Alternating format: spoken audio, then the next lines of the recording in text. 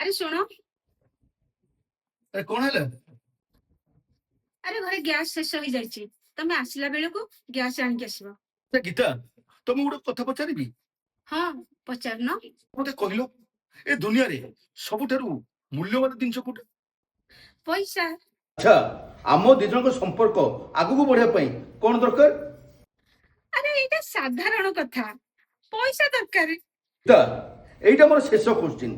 ଆଚ୍ଛା ମତେ କହିଲ, ଗୋଟେ ପଟେ ପଇସା ଆଉ ଗୋଟେ ପଟେ ମୁଁ, ୟା ଭିତରୁ ତମେ କାହାକୁ ବାଛିବ? ଅଫକୋର୍ସ ପଇସାକୁ ବାଛିବି। ଆରେ ତମେ କେମିତିଆ ପ୍ରଶ୍ନ ପଚାରୁଛୁ କହିଲ? ମୁଁ ଜାଣିଛି, ମୁଁ ମରିଗଲେ ନା ତମକୁ ଟିକେ ବି ହେଲେ ଫରକ ପଡିବନି। ଆରେ ଫରକ ତ ସେତେବେଳେ ପଡିବ ଯେତେବେଳେ ନା ତମ ପାଖରେ ପଇସା ନଥିବ। ସେଇଥିପାଇଁ ତ ମୁଁ ବୀମା କରିଛି। ହେଲେ ମୁଁ ଗୋଟିଏ କଥା ଜାଣିଲି ଗୀତା, ଏଠି ନା ଏଠି ମଣିଷର ଇଜ୍ଜତ ନଥାଏ। ଯଦି ଇଜ୍ଜତ ଥାଏ ତାହେଲେ ପଇସାର ଥାଏ।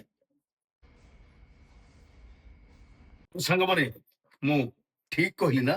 ଏଠି ନା ମଣିଷର ଇଜ୍ଜତ ନଥାଏ, ଇଜ୍ଜତ ଥାଏ କେବଳ ପଇସାର।